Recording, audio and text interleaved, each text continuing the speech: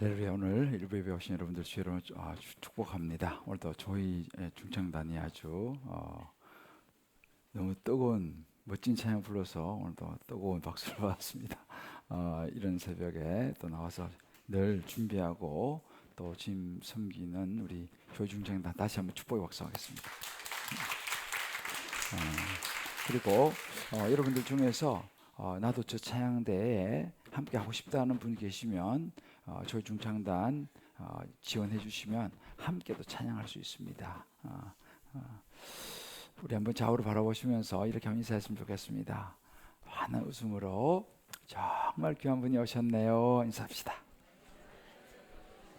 네, 할렐루야. 한 분 한 분 너무 귀한 분들이 오늘도 오셨습니다. 주의 이름으로 축복합니다. 요즘도 제 교회는 이제 저런 분들이 이제 한 커플씩 결혼을 해요. 참 감사한 일이고 또 아기도 태어나고 있습니다. 제가 그 결혼식 주례를 할 때 꼭 제가 해주는 이야기가 있습니다. 뭐냐면 약속과 언약의 차이입니다. 약속이라는 것은 이 컨트랙트를 말하죠. 뭐 우리 계약을 한다. 이게 이제 컨트랙트를 맺는다 그러는데 이것은 사람과 사람 사이에 맺는 계약, 약속이죠. 컨트랙트.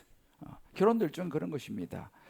그런데 이렇게 사람과 사람 사이에 하는 이런 그 약속, 이런 컨트랙트는요, 상황이 바뀌고 또 사람의 마음이 변하거나 하는 그런 경우는 이게 깨지기도 합니다.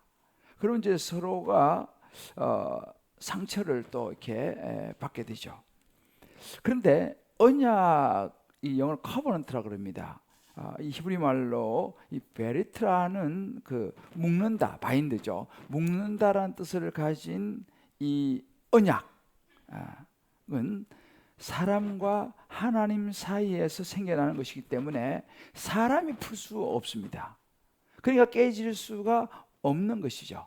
그래서 예수 믿는 사람들은 언약식이다. 언약의 예식을, 결혼식을 올린다고 말합니다. 오늘 이 본문이 바로 사람과 하나님 사이에서 일어나는 첫 번 성경에 등장하는 커버넌트입니다. 언약입니다. 그래서 사실 이 오늘 본문이 굉장히 중요한 본문입니다. 학자들은 이 언약의 첫 스타트를 중요하게 여기죠. 그러면 이 커버넌트, 언약의 이 근거, 기초가 사람이 아니라는 것입니다. 하나님의 은혜, 하나님의 사랑으로부터 이제 출발하는 것이 커버넌트 언약입니다. 근데 오늘 본문에는 독수리가 새끼를 훈련시키고 보호하듯이 하나님 이스라엘 백성들을 지금 애굽에서부터 끌어내시고 광야에서 먹이시고 인도하시고 이 모든 은혜를 베푸는 이 시작, 이 사랑, 그야말로 하나님께서 모든 것을 동원하셔서 이스라엘 백성에게 베푸신 이 구원, 이것을 언약의 시작이라고 이야기를 합니다. 그래서 우리가 잘 아는 하나님이 세상을 이처럼 사랑하사 독생자를 주셨으니 이는 저를 믿는 자마다 멸망하지 않고 영생을 얻게 하려 하심이라. 여러분 잘 아시죠? 요한복음 3장 16절은 하나님의 우리를 향하신 구원의 언약의 이 커버넌트의 기초를 잘 말해주는 것입니다. 그래서 우리가 이제 우리 가정도 그렇고 우리의 삶도 이 하나님과의 이 언약 위에 세워져야지 이것이 큰 축복이 되는 것입니다. 하나님은 또 이 언약 위에서 놀라운 축복을 약속하셨는데 이제 오늘 본문에 나오는 크게 세 가지입니다. 하나님의 소유와 제사장 나라, 거룩한 백성이 될 것이다. 이런 축복을 너가 받을 것이다. 단 조건이 한 가지 있다. 오늘 5절 말씀 보면 세계가 다 내게 속하였나니 너희가 만일 내 말을 잘 듣고 내 언약을 지키면, 이것이 한 가지 조건이었어요. 우리가 하나님의 놀라운 축복을 받는 조건이 하나님의 말씀을 잘 듣고 하나님과의 사이에 그 말씀의 언약, 약속을 잘 지키면 그 축복이 너에게 임할 것이다. 말씀에 대한 순종입니다. 그러니까 유일한 한 가지 조건이에요. 우리가 하나님의 놀라운 축복을 받을 수 있는 조건이 말이죠. 근데 이 축복을 신약에 와서 예수님께서는 팔복으로 설명을 하세요. 여러분, 우리가 복에도 두 종류의 복이 있습니다. 일반적으로 우리가 만나면 복 받으세요, 뭐 새해 복 많이 받으세요, 뭐 이런 인사하지 않습니까? 여기서 말하는 이 복 받으세요라고 하는 이 복은요, 우리가 좀 더 잘 살기를 바라는 그런 마음에서 나오는데, 돈 많이 벌기를 바라고, 좋은 직장 가기를 바라고, 또 건강하기를 바라고, 자녀가 성공하기를 바라는, 눈에 보이는, 손에 잡히는 이 복입니다. 이 복의 중심은 나 자신입니다. 이것을 우리는 흔히 말하기를 복은 복인데 기복이라고 부릅니다. 기복의 목적과 중심은 우리 자신인 거예요. 그러다 보니까 이 복은요, 결코 완전히 채워질 수가 없습니다. 왜요? 사람이 중심이기 때문에 사람은 절대로 만족함이 없습니다. 아무리 돈이 많아 보십시오, 아무리 좋은 걸 가져 보십시오, 우리 안에는 이미 죄성으로 말미암아 욕심이라는 것이 있기 때문에 절대로 만족함이 없는 거예요. 이것을 기복이라고 부릅니다. 그러니까 사실은 이런 기복적인 것은 모든 종교가 다 원하는 거예요. 그래서 사실은 우리가 이제 교회를 다녀도 자칫 이 복 자체가 나쁜 건 아닙니다. 그런데 자칫 이런 기복 중심의 신앙으로 흘러가게 되면 이제 교회 다니다 이제 문제가 생기는 거예요. 왜 그러냐면 교회 다니면 무조건 잘 됩니다.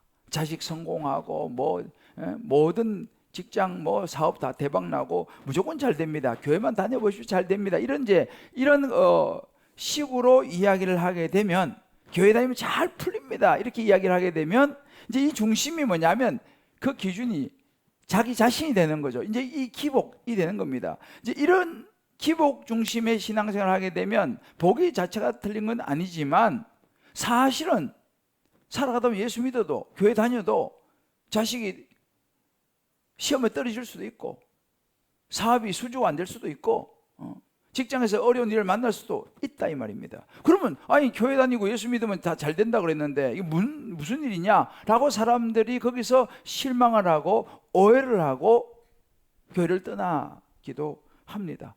여기서 우리가 분명히 알아야 되는 것은 뭐냐면, 정확히 말하면 그것은 성경이 말하는 복하고는 다른 복입니다. 그걸 우리는 기복이라고 불러요. 이걸 잘 우리가 분별해야 됩니다.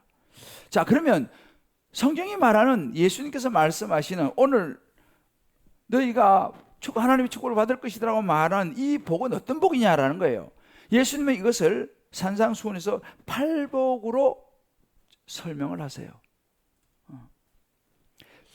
그러니까 오늘 본문에서 이스라엘 백성들이 하나님이 주시겠다고, 너희가 순종하면 주겠다고 하신 이 약속, 이것이 팔복이에요. 이 팔복의 중심에는 세 가지 복과 맥이 통합니다. 이제 오늘 우리가 이제 보려고 하는 그 부분인데요. 그러니까 이런 것이죠. 지금 현재는 내가 가난해요, 힘이 들어요. 그러나 우리 마음속에 하나님을 의지하는 마음이 있고, 또 지금은 당장 현실은 힘들지만 장차 나타날 하나님의 영광을 생각하면서 하나님 관계 속에서 누리는 영적인 이 평안의 복입니다. 이 중심에는 하나님이 계세요. 천국 소망이 있습니다. 이게 이제 하나님 나라의 가치관이라고 우리가 말하는데, 그러니까 예수 믿는 사람, 예수님을 따르는 사람은요, 이런 복을 받게 된다. 이게 이제 팔복입니다. 세상이 말하는 무조건 잘 된다의 기복이 아니라 하나님 중심의 소망을 가지고 살아가는, 하나님과의 관계 속에서 누리는, 현실 상황에 좌우되는 것이 아니라 하나님과의 관계 속에서 오는 평안을 누리는 이 복, 이것을 팔복이라고 그래요. 그래서 예수님은 우리의 선택이 기복을 넘어서야 된다.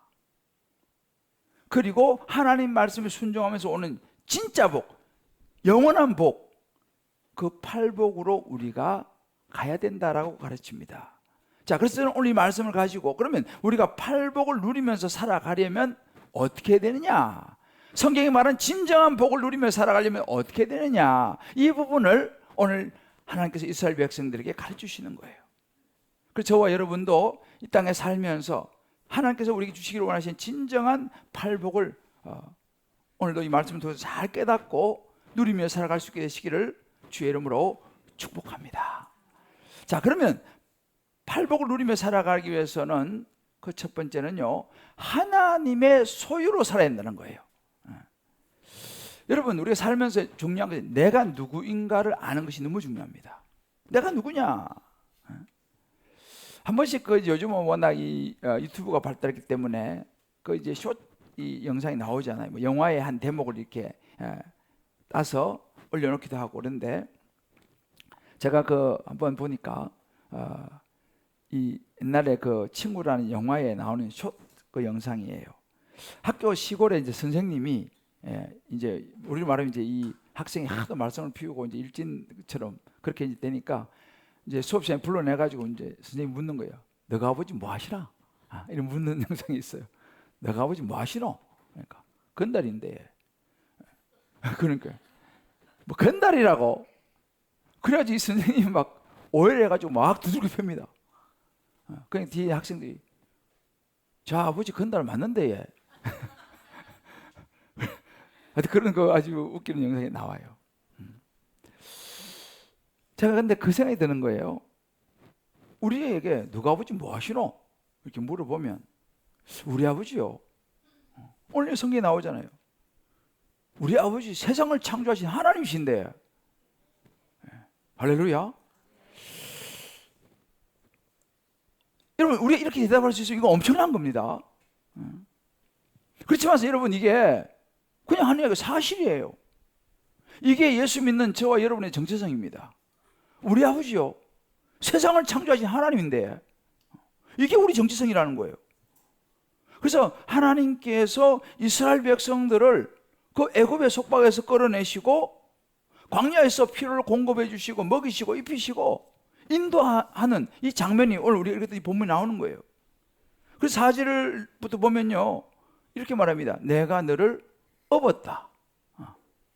그리고 내가 너를 내게로 인도했다 라는 구절이 나와요. 독수리 나는 너희를 업어서 내게로 인도하였음을 너희가 보았느니라. 하나님께서 이스라엘 백성들을 이렇게 했다는 거예요. 왜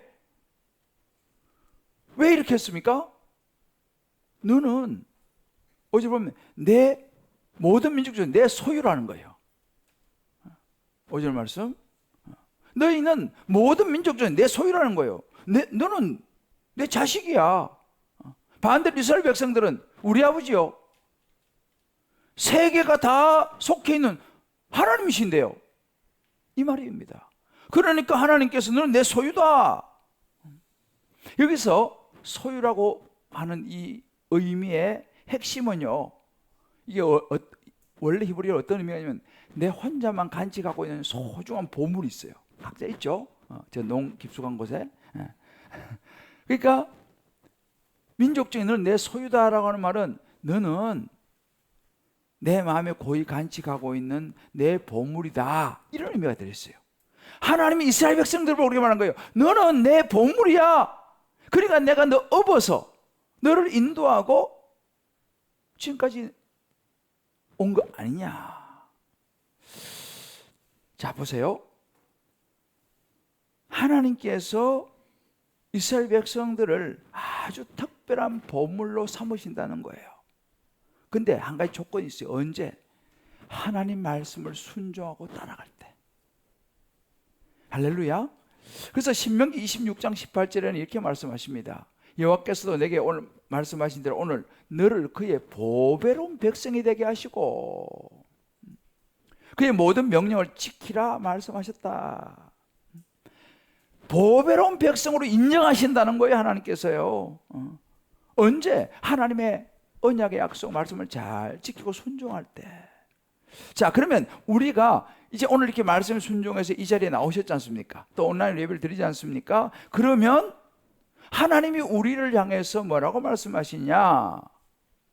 오늘 너 예배 참 잘 드리는구나. 참 이쁘게 찬양하는구나. 오늘도 말씀을 따라서 이렇게 하나님 경배하러 나왔구나 라고 하면서 뭐라고 하시면 너는 내 보물이야. 너는 다시 말하면 아주 나의 특별한 보물이야 라고 주님께서 말씀하신다는 거예요. 우리가 그런 존재라는 것입니다. 자, 우리 옆에 분에게 얘기했어요. 알고 보니 대단한 분이셨구만요. 하나님의 보물이셨구만요. 여러분, 이런 이야기를 듣고도 무표정하시면 곤란합니다. 그럼 하나님 섭섭해하셔. 야, 내가 너 우리야,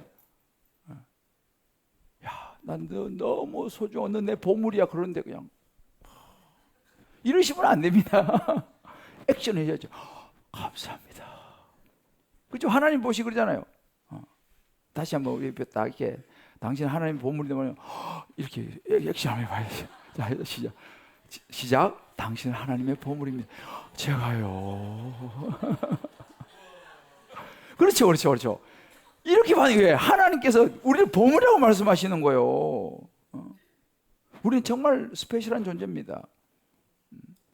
가끔씩 여러분 그 맥스 루케이도가 쓴 그 동화, 너는 You are special이라고 하는, 너는 아주 특별하단다. 이 애니메이션 그 영화가 있지 않습니까? 여기 보면 여기는 이제 작은 나무 사람들이 등장하는데 이게 웬믹이라고 해요. 웬믹. 근데 이 웬믹들이 서로 이제 어떤 적이냐면 칭찬을 하고 잘하면 별표를 붙이고 좀 실수를 하고 못하면 비난의 표시로 점표를 붙이면서 살아가는 그런 공동체예요. 근데 거기 보면 이 펀치넬로라고 하는 이 아이는 실수를 늘 하고 단점이 많아요. 덕지 점표가 붙어 있어. 늘 실수하고 비난하고 막 하니까 붙어 있어요. 근데 아론이 루시아라고 하는 또 이 웬믹을 만나는데 아니 스티커가 아무것도 없어요. 야, 너는 어떻게 실수도 하지 않고 너는 그렇게 항상 그런 거 없니? 물어보니까 비결이 있다는 거예요. 뭐니? 물어보니까 자기를 따라오라는 거예요.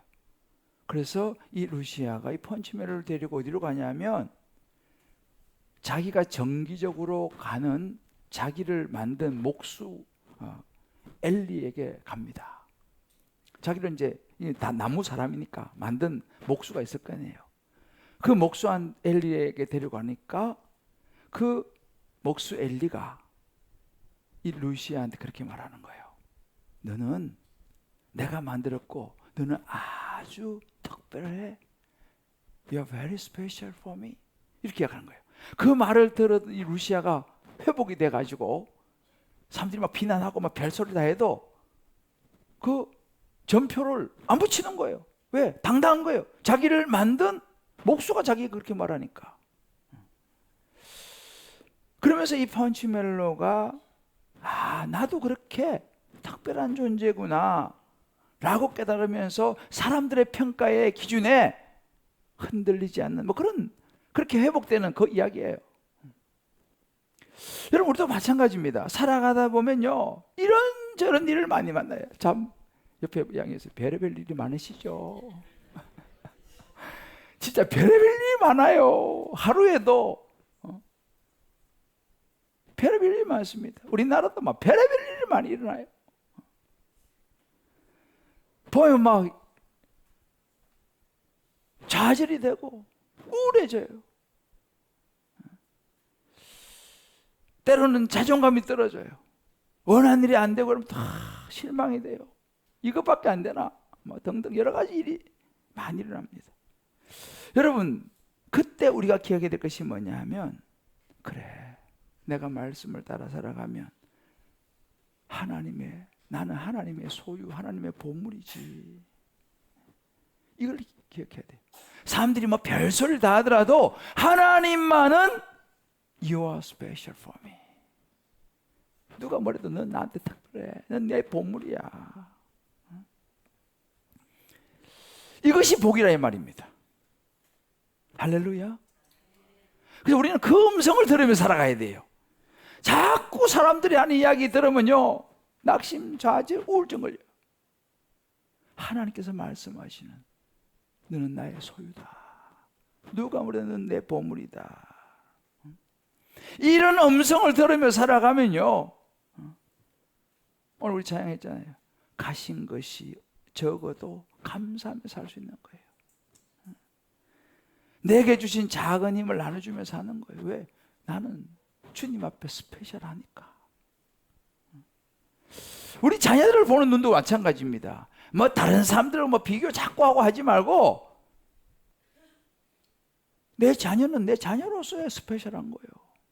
할렐루야.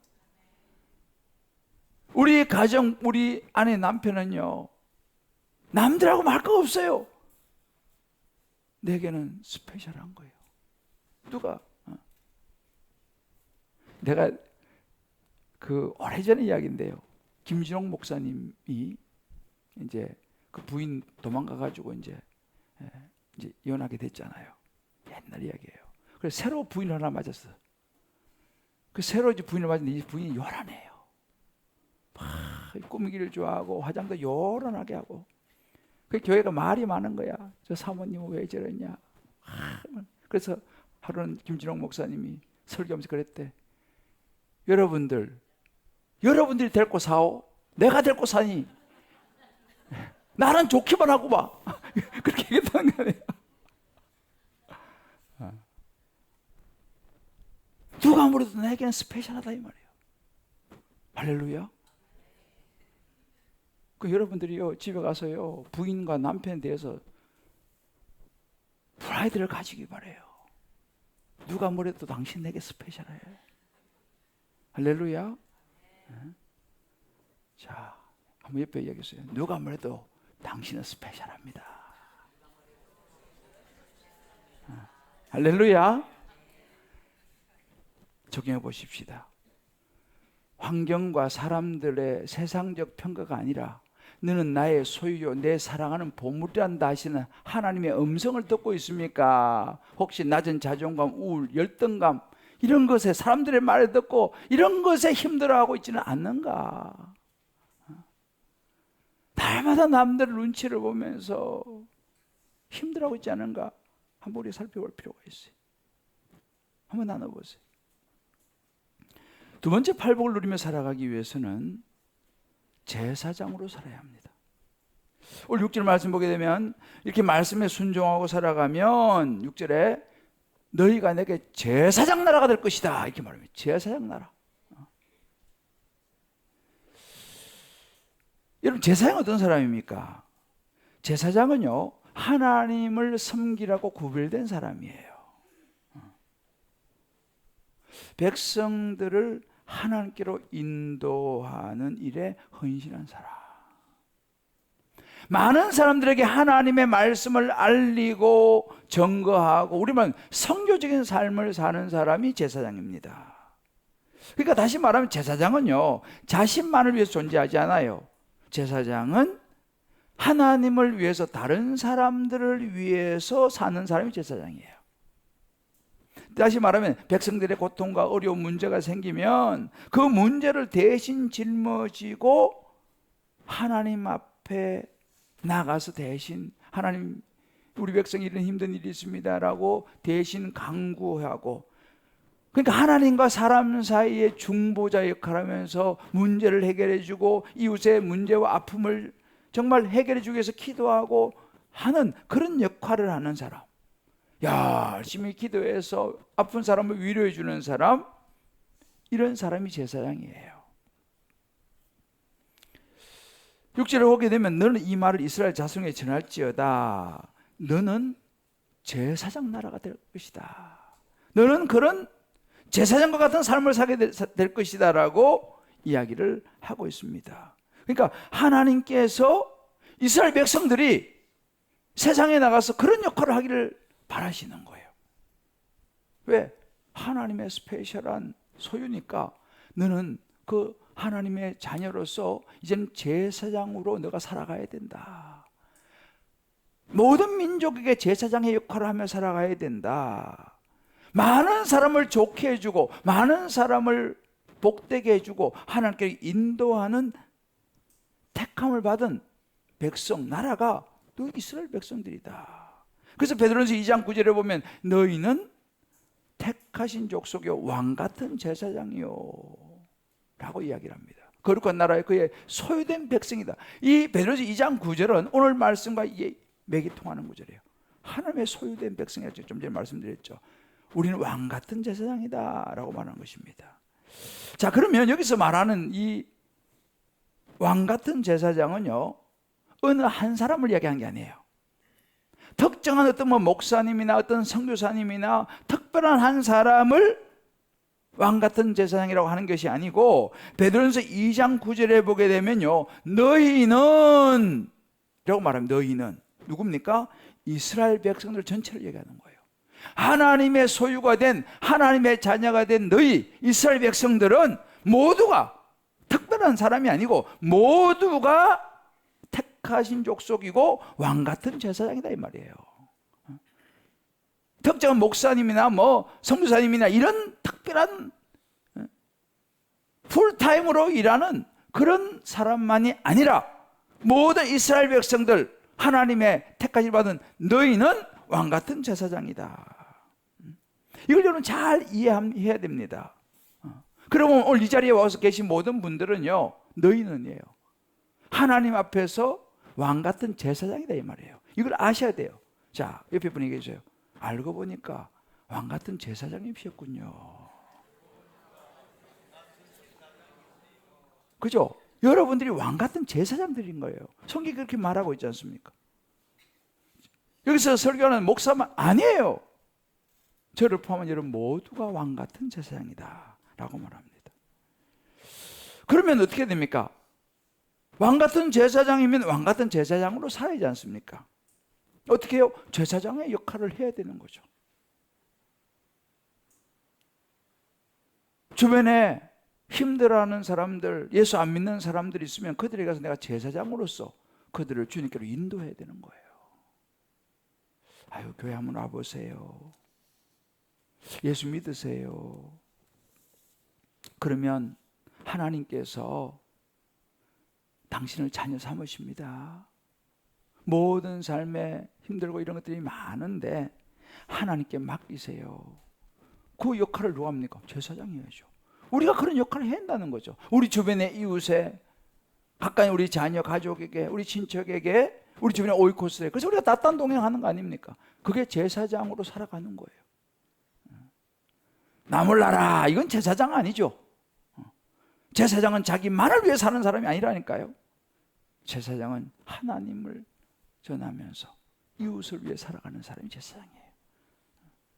그것이 팔복을 누리며 살아가는 거예요. 그렇게 살아가다 보면 거기서 오는 하나님의 놀라운 은혜가 있어요. 놀라운 축복이 있어요. 제가 가끔씩 우리 교회에 이제 이렇게 훈련을 하고 하다 보면 참 너무너무 좋아하는 그 순간이 있는데 뭐냐면, 자기가 전도를 했는데 그냥 한번 오라 그랬는데 와가지고 예수 믿고 훈련받고 제자 훈련 받고 사역 훈련 받아가지고 순장이 되고 교구장이 되고 권사가 되고 심지어 장로가 되고 그런 걸 보는 것이 너무너무 좋다는 거예요. 너무너무 기쁘다는 거예요. 제가 사역을 하면서 우리 집사님들이 한 명씩 데리고 양육을 해야 하지 않습니까? 양육을 하는데 제가 매주 이제 나눔을 하는데 보면 한 주 한 주 자기가 이렇게 양육을 하면서 그분이 삶이 조금씩 좋아지는 모습을 보면서 자기 너무 행복한 거예요. 이게 팔복이에요. 이게 제사장으로 살아가니까 내가 혼자만 위해 사는 게 아니라 내가 말씀을 가지고 전하고 그분들을 교회에 데려오고 또 양육하고 그러니까 그분의 삶이 바뀌는 거예요. 이것이 행복이요. 이것이 복인 줄 믿습니다. 이렇게 우리 제사장으로 살아야 되는 거예요. 제가 최근에도 감사한 거면 제가 지난주인가 그랬잖아요. 이대로 장인이 자기 딸 데려와가지고 모세와 같이 이제 살게 했지 않습니까? 그래서 제가 부부 중에서 전부 다 각방 쓰는 사람 있으면 빨리 비계 들고 들어가라. 부부 사이에 애를 눕히면 안 된다. 내가 이제 막 설교했잖아요. 근데 진짜로 내가 보니까 내가 누구랑 말 안 하지만 아들을 자기 방으로 돌려보내고 자기가 부인 옆에 가서 잠을 같이 한 침대를 쓰면서 자기 시작했다. 딱 할렐루야. 얼마나 제가 마음이 행복한지 몰라요. 이것이 행복 아니에요. 이게 복이라니까요. 말씀을 전했을 때 그 말씀대로 해서 가정이 회복되는 걸 보면서요, 저는 너무 행복해요. 너무너무 감사해요. 이게 제사장으로 사는 것이고 그것이 우리에게 얼마나 큰 보람입니까? 할렐루야. 그래서 우리가 예수님 믿으라고 열심히 전도하는 게 뭐예요? 그게 제사장으로 사는 거예요. 여러분, 제사장으로 사는 것은요, 제사 역할 중에 하나 중요한 기도입니다. 기도. 제사장은 기도로 섬기는 거예요. 우리 회사 다니지 않습니까? 그럼 내가 다니는 회사를 위해서 기도하면요, 그 회사에 하나님의 은혜가 임할 줄 믿습니다. 가정에서 기도하면요, 그 가정에 하나님의 통치가 임할 줄 믿습니다. 그 가정을 누르고 있던 악한 영들이 우리가 기도하기 시작하면 그 영이 떠나갈 줄을 믿습니다. 기도하는 사람이 있는 나라가 소망이 있는 거예요. 난 그래서 우리나라가요, 뭐 이래는 저래는 해도 소망이 있다고 봐요. 왜? 기도하는 사람이 많아요. 아직도. 그래도 전 세계 여러분들 보세요. 나라를 위해서 그렇게 모여서 기도한 나라가 있는지 보세요. 저는 못 봤어요. 모여가지고 이런 건 하지만은 모여가지고 기도하고 하는 나라는 내가 우리나라밖에 없어. 뭐 제가 다녀본 뭐 유럽이고 뭐 전 세계를 다녀봤는데 모여가지고 기도하는 나라는, 그것도 길에 나와가지고 함께 기도하는 나라는 우리나라밖에 못 봤어. 그거 보면 나는 소망이 있는 거예요. 할렐루야. 나라를 위해서 기도하는 백성이 있다 이 말입니다. 세상에 찾아보세요. 없어요, 그런 나라가요. 제가 지난주인가요, 우리 권사기도에서 에스겔서 22장 30절 말씀을 나눴어요. 이 땅을 위하여 성을 쌓으며 성 무너진 데를 막아서서 나로 하여금 멸하지 못하게 할 사람을 내가 그 가운데 찾다가 찾지 못하였다 그랬어요. 무슨 말인지 아세요? 이스라엘 백성들이 하도 죄를 많이 져가지고 나라가 정말 이제 하나님께서 멸망을 시켜야 될 그런 상황이 된 거예요. 바벨론 포로로 이제 붙잡혀가는 그런 상황이 된 겁니다. 하나님이 한탄하시는 거예요. 내가 이 땅을 위해서 성을 쌓고 성 무너진 데를 막아서서 나로 하여금 멸하지 못하게 할 사람, 다시 말하면 하나님은요, 벌 주는 걸 원하지 않으세요. 은혜 베푸시기 원한대. 은혜 베풀려면 누군가가 중보기도를 해야 될 거 아니에요. 소돔과 고모라가 망하지 않기 위해서는 기도하는 의인의 한 사람이 있어야 돼. 그 의인이 없어가지고 망한 거 아닙니까? 그런데 이 땅을 위해서 성을 쌓고 이 땅을 위하여서 울타리가 되어서 무너진 데를 막아서서 기도할 사람이 없다 이 말이에요. 정말 저와 여러분이요, 이 나라와 민족을 위해서 영적 담이 무너진 이 시대에 저와 여러분이 몸으로 막아서서 이 나라를 살려낼 기도의, 중보의 기도의 자리에 서야 될 줄을 믿습니다. 할렐루야. 이게 제사장으로 살아가는 거예요. 기도해야 됩니다. 뭐 이런저런 이야기할 거 없어요. 기도해야 됩니다. 누가 이 땅을 위하여 성을 쌓고 무너진 데를 막아서서 이 민족을 살릴 것인가? 누가 예수님을 전해줄 제사장이 될 것인가? 아유, 목사님 꼭 제가 해야 됩니까? 주님께 이렇게 말씀하시는 거예요. 자, 옆에 너라도 해다오. 아, 꼭 제가 해야 됩니까? 아니야, 너라도 해다오. 사람이 없네. 그 가운데서 찾다가 내가 사람을 못 찾겠어. 내 대신에 복음을 전해줄 사람을 못 찾겠어. 너라도 좀 해줘. 저와 여러분이 그 역할을 할 수 있게 되기를 주의 이름 축복합니다. 이게 제사장으로 살아가는 거예요. 눈물 날 일 많지만 기도할 수 있는 거, 이게 팔복이요. 우리에겐 기도가 있습니다. 할렐루야. 우리에겐 기도가 있어요. 그래서 우리 금요기도에 나와가지고 요즘 100명 정도 나옵니다. 여러분 다 나와보세요. 자녀를 위해서 기도하러 나오세요. 직장과 사업에서 기도하러 나오세요. 뜨거운 기도가 여러분 가정을 살리고 자녀를 살릴 줄 확신합니다.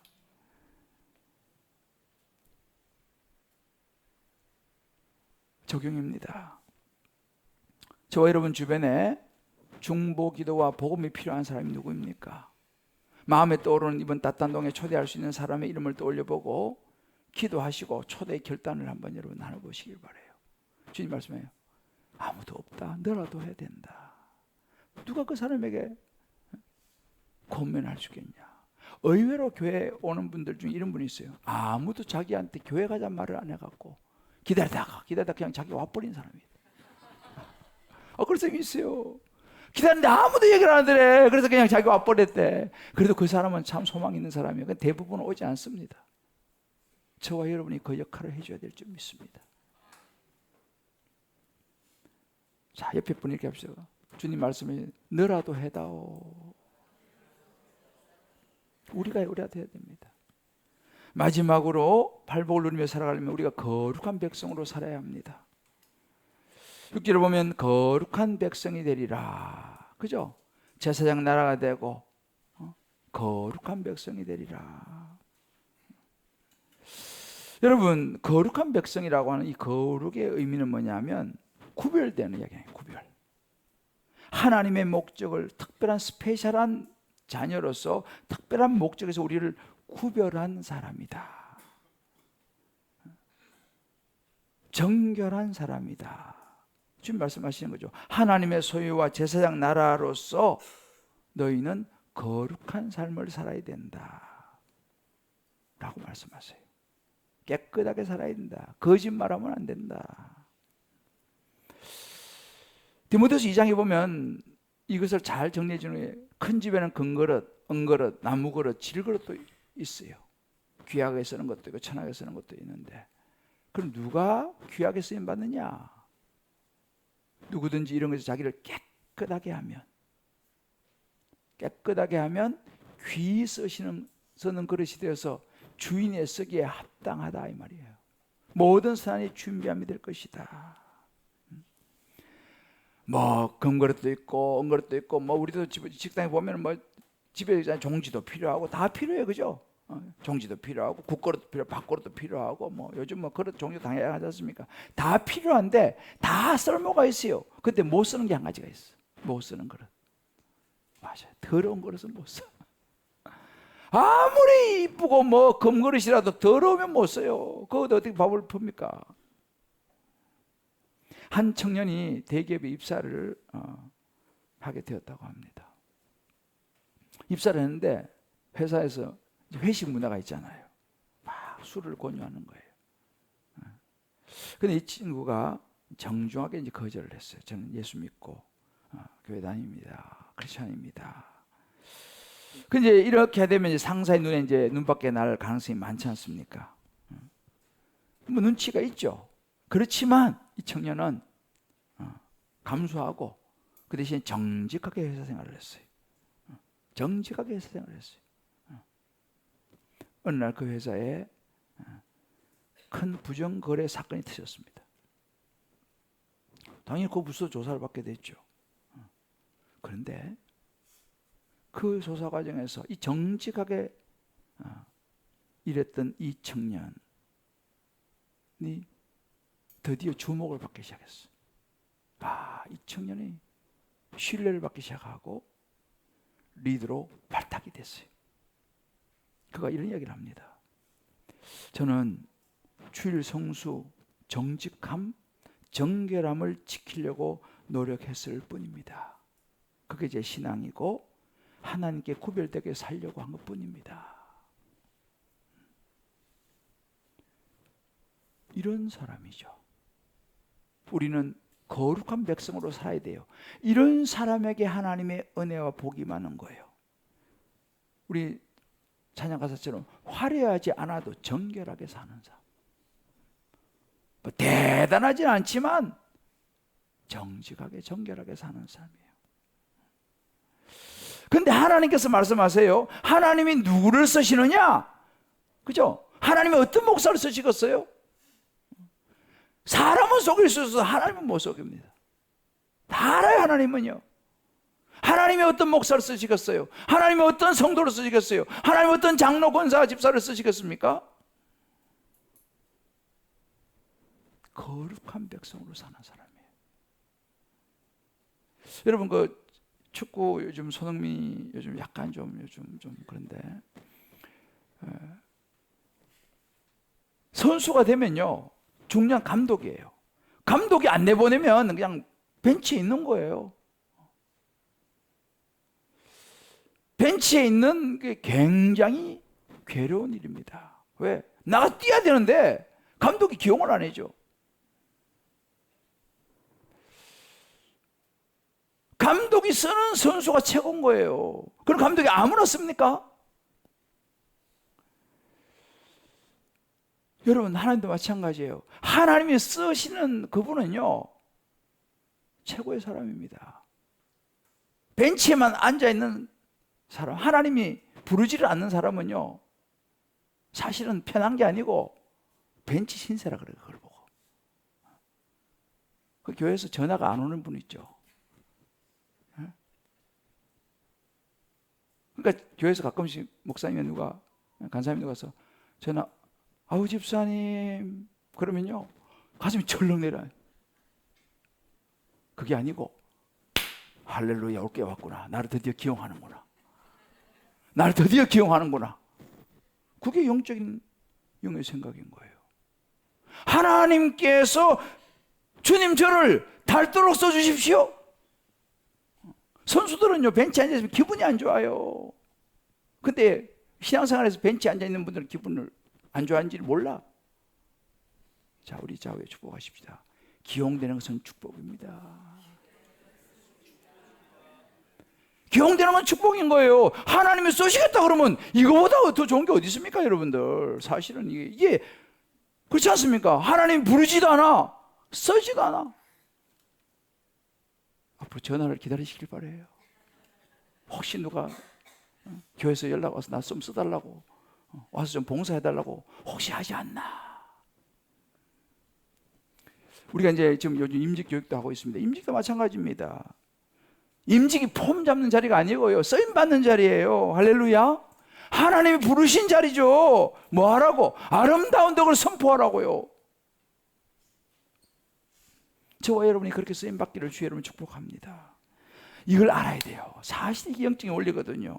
하나님이 쓰시고 하자 그러면요 예수님 태우고 예루살렘 들어간 나귀 새끼 수지 맞은 거 아니에요. 아이고 무겁게 내가 예수님 태워가지고 힘들어 죽겠네.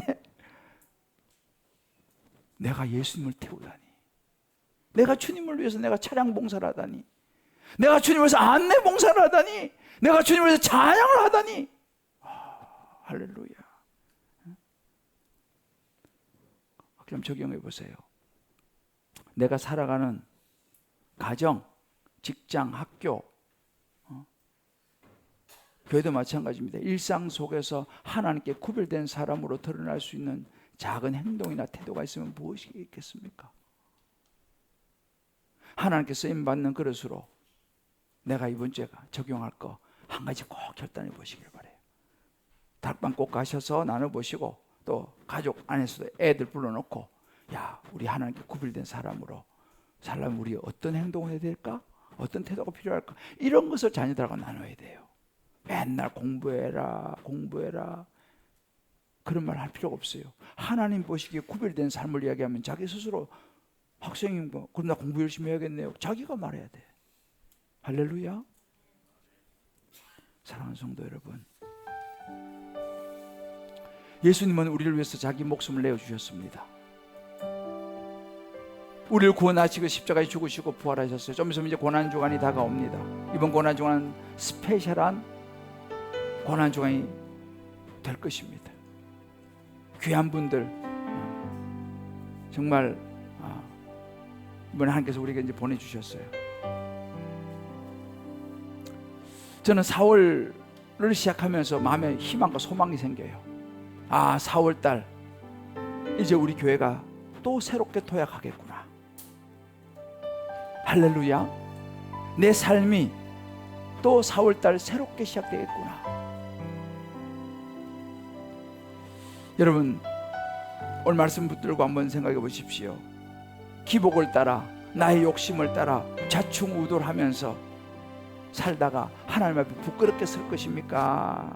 아니면 분명한 삶의 목적을 가지고 하나님 말씀, 언약, 커버넌트, 언약에 순종하면서 팔복을 누리며 하나님의 자녀로 살아갈 것인가?